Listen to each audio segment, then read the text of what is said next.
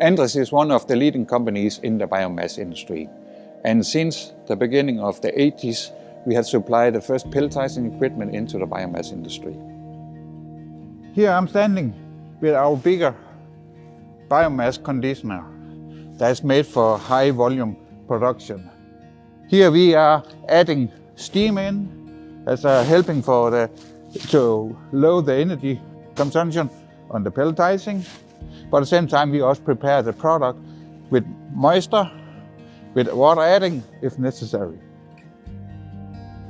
After the conditioning, there we have our active pre-bin, where we have 3 feed screws that is tossing the material in a uniform way down to each in-feeder screws we have here, where we are feeding the material into the pellet mill. Okay, let's go inside and see how this unique in-feeder screws look like, so you got a good idea about this.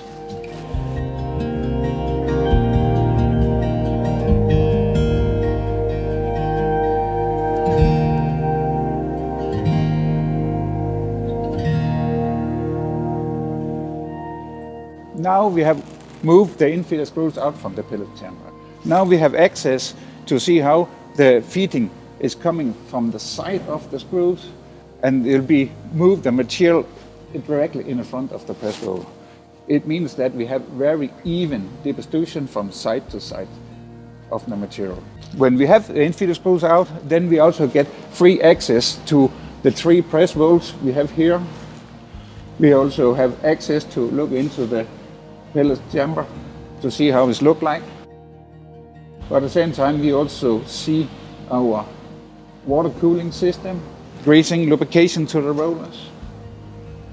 Other features we have here is we have shear pins on all 3 rollers, what is quite easy to replace if you have broken one.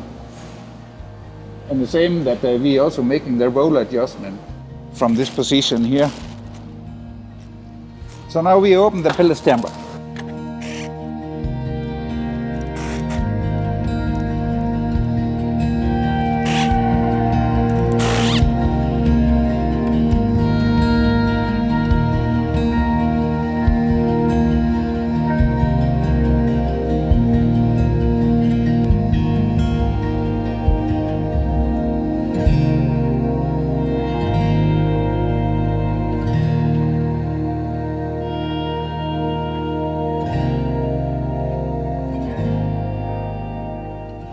Now where we have opened the pellet chamber, here you can see the cantilevers where we have our 3 press rolls mounted inside and will be in the balance of center of the die.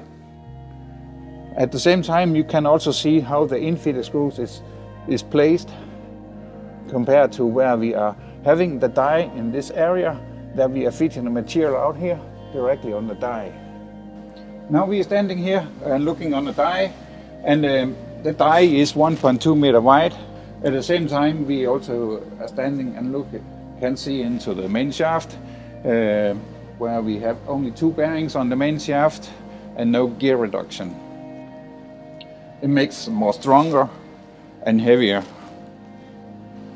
Outside on the die here, we have our knife system for cutting the pellet lengths, so we got a uniform length on the pellets required to the ISO standards of the pellet length.